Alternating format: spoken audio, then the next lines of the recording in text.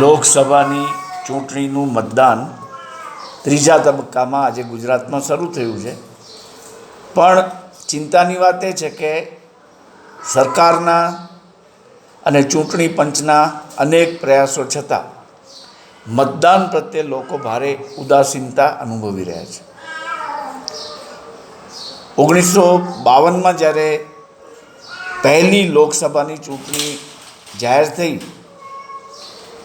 ત્યાર પછી આજ સુધી એટલે કે લગભગ 72 વર્ષના લાંબા સમયગાળાની આ સૌથી નીરસ ચૂંટણી કચ્છને લાગે વળગે છે ત્યાં સુધી બની રહી છે. લોકોમાં કોઈ ઉત્સાહ જ નથી. કદાચ એનું કારણ હોઈ શકે કે પરિણામ અપેક્ષિત છે. મોટે ભાગે એવું માનવામાં આવે છે કે કચ્છની બેઠક પર ભારતીય જનતા પક્ષના ઉમેદવારનો વિજય થશે. એટલે પરિણામ જ્યાં પહેલેથી ખબર છે ત્યાં ઉત્સાહ ન હોય તે સ્વાભાવિક છે. આ વિડીયો અપલોડ થઈ રહ્યો છે ત્યાં સુધી કચ્છમાં હજુ માંડ 3 થી 4% જેટલું મતદાન થવા પામ્યું છે. સવારે 7 વાગ્યાથી મતદાન શરૂ થાય છે તે જોતાં અને આકરી ગરમીની આગાહીને ધ્યાનમાં લેતા પ્રથમ 2 કલાકમાં ઓછામાં ઓછું 20 થી 28% જેટલું મતદાન થવું જોઈએ. તેને બદલે માંડ 5% જેટલું મતદાન થવું એ આ વાતને સમર્થન આપે છે કે ચૂંટણી પ્રત્યે લોકોમાં કોઈ જ રસ નથી. તમે પ્રચારની પરિસ્થિતિ પણ જોઈ લો.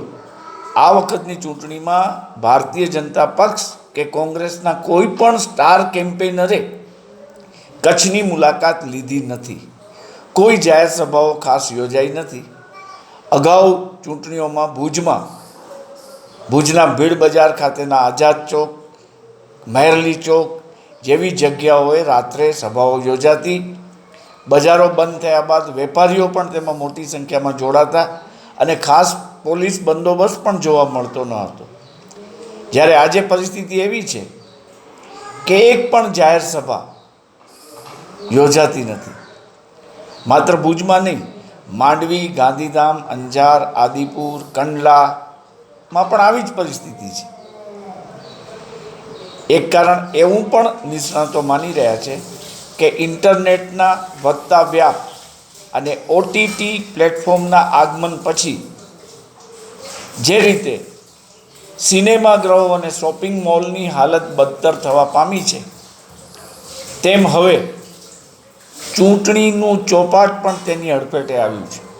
તેથી એવું લાગે છે કે આગામી દિવસોમાં ઓનલાઈન મતદાન કરવું પડે તો જ મતદાનની ટકાવારી વધી શકે એમ છે. કચ્છમાં આ વખતે મતદાનની ટકાવારીની જો આપણે શક્યતા તપાસીએ તો માંડ 42 થી 48% જેટલું મતદાન થાય તેવું અત્યારે તો જણાય છે. ઠેર ઠેર તપાસ કરી દરેક જગ્યાએ એક જ જવાબ છે કે ખાસ મતદારોમાં ઉત્સાહ જોવા મળતો નથી. છેક ભચાઉ તાલુકાના તોરણિયા ગામથી મળતા એક સંદેશા મુજબ અહીં પણ મતદારોમાં ખાસ ઉત્સાહ નથી. 1000 ગામની માંડ વસ્તી ધરાવતા આ ગામમાં કેટલા મતદારો હશે? અને ગામડાના લોકો તો વહેલા ઉઠી જાય, તેમ છતાં કોઈ મતદારોમાં એટલો ઉત્સાહ જોવા મળતો નથી. લગભગ દરેક સ્થળે આવું છે. તમે વિચાર કરો કે અમદાવાદમાં 2 મોટા માથા વડાપ્રધાન શ્રી નરેન્દ્ર મોદી અને શ્રી અમિતભાઈ શાહે મતદાન કર્યું ત્યારે પણ લોકોની ખાસ હાજરી જોવા મળી ન હતી. અને અમદાવાદમાં માંડ 2% જેટલું મતદાન સવારે 8:30 વાગ્યા સુધી નોંધાયું છે. તો જો આવી પરિસ્થિતિ ચાલે તો ઓનલાઈન મતદાન હવે અનિવાર્ય બનશે. લોકોને રસ નથી ઘરેથી ઓનલાઈન જો મતદાન દઈ શકાતો હોય. કારણ કે એક સમજી લો કે મોટી મોટી પ્રવેશ પરીક્ષાઓ પણ ઓનલાઈન લેવાય છે, ત્યારે મતદાન પણ ઓનલાઈન થઈ શકે, એમાં કોઈ બહુ મોટી કારીગરી કરવાની નથી. તો જે લોકો અત્યારે બહાર ફરવા ગયા છે, પોતાના મતદાન કેન્દ્રથી દૂર છે, તેઓ ઓનલાઈન મતદાન કરી શકે. આ દિવસો હવે દૂર નથી. અત્યારે તો એવું લાગે છે કે કદાચ આગામી લોકસભાની ચૂંટણીમાં જ ચૂંટણી પંચે ઓનલાઈન મતદાન બાબતે વિચારવું પડે. કચ્છની ચૂંટણીને લાગે વળગે છે ત્યાં સુધી અંદાજે 20 લાખ જેટલા મતદારો આજે મતદાન કરશે. મુખ્ય સ્પર્ધા ભાજપ અને કોંગ્રેસ વચ્ચે છે, પણ જે પરિસ્થિતિ છે તે જોતા કચ્છની બેઠક પર વિનોદભાઈ ચાવડા ભારતીય જનતા પક્ષના સતત ત્રીજી વાર ચોક્કસપણે વિજેતા થશે. જોકે તેમનું માર્જિન ઘટવા પામશે તેવું ભાજપના જ અંતરંગ સૂત્રો જણાવી રહ્યા છે. ગઈ ચૂંટણીમાં તેમને 3 લાખ ઉપરની સરસાઈ મળી હતી, જે સરસાઈ ઘટીને આ વખતે 1.5 થી 2 લાખ સુધી પહોંચે તેવું અનુમાન ખુદ પક્ષના જ કાર્યકરો કરી રહ્યા છે. આજે ચૈત્ર મહિનાનો અંતિમ દિવસ કહી શકાય તેવી પરિસ્થિતિ છે. હવામાન ખાતાએ ઉષ્ણતામાનનો આંક 42 ડિગ્રી પર પહોંચે તેવો ભય વ્યક્ત કર્યો છે. કેટલાક સ્થળોએ તે 43-44 સેન્ટીગ્રેડ જેટલું થાય તેવો પણ ભય છે. તેથી જ વડાપ્રધાન શ્રી મોદીએ આજે અમદાવાદમાં લોકોને સ્વાસ્થ્યનું ધ્યાન રાખવાની અને પૂરતું પાણી પીવાની સલાહ આપી હતી. રાજકોટમાં, સુરતમાં, અમદાવાદમાં પણ જે રીતે નરેન્દ્ર મોદીજી અને અમિતભાઈ શાહજી દિલ્હીને સર કરીને બેઠા છે, એટલે તેમનું ઘર આંગણું એવું ગુજરાત જો ચૂંટણીમાં આવી ઉદાસીનતા બતાવે તો એ વાત અચરજ પમાડે તેવી છે. પણ ગમે તે હોય, નરેન્દ્ર મોદી આણી કંપની જ ફરીથી સરકાર બનાવશે. મત દેવો ફરજિયાત નથી આપણા દેશમાં, એટલે આવી પરિસ્થિતિ છે.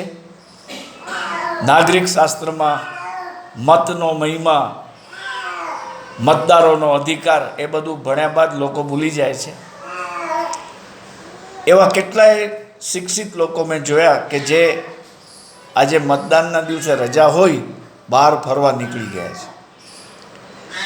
આવી પરિસ્થિતિમાં ચૂંટણી પંચ કે સરકાર ગમે એટલી માથાફોડ કરે,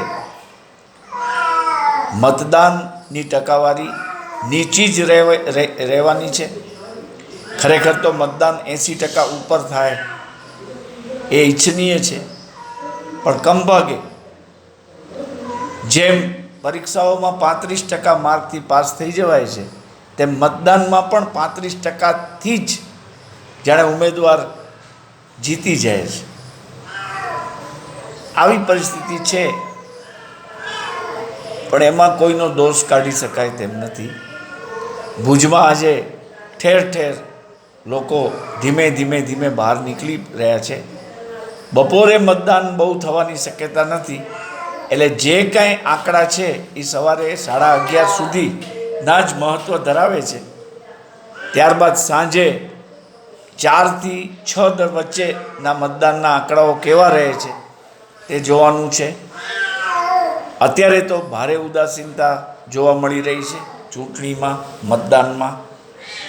અપેક્ષિત પરિણામને કારણે કે ચૂંટણી પંચની આચારસંહિતાઓના ધીમે ધીમે ક્રમશઃ વધી રહેલા નિયમોને કારણે. પણ આવી નીરસ ચૂંટણી મેં તો હજુ સુધી જોઈ નથી. એક કમાલનો કંટાળો છે લોકોને, જાણે બધા પોતપોતામાં પડ્યા છે, દરેકના પોતાના પ્રોગ્રામ છે. મતદાન મથક પર લાઈન જોઈને પણ ઘણા પાછા વળી જતા હોય છે. જોકે એવી લાઈનો હજી જોવા મળી નથી. સવારે 7:15 એક મતદાતા ભુજના ભાનુશાળી નગર ખાતેના એક મતદાન કેન્દ્રમાં મત આપવા ગયા ત્યારે માત્ર ત્યાં 2 જ લોકો હાજર હતા. આ પરિસ્થિતિ છે. મોર્નિંગ વોકર્સ પણ વહેલા પહોંચી શક્યા હોત, પણ ખેર સાંજે હવે ખબર પડશે કે કેટલા ટકા મતદાન થાય છે. અત્યારે તો માત્ર આંકડા ઉપજાવવાનો આ સમય છે. ચૂંટણીની ખરી મજા તો 4 જૂનના જ આવશે, મતગણતરીના દિવસે. મત ન આપ્યો હોય તેવા લોકો પણ પરિણામોની ચર્ચા કરશે. તમને સૌને વિનંતી છે કે જો સમય હોય તો આજે સરકારે રજા જાહેર કરી છે, તેનો લાભ લઈને મહેરબાની કરીને મત દઈ આવો. મત જરૂરી છે, પરિણામો ભલે અપેક્ષિત છે.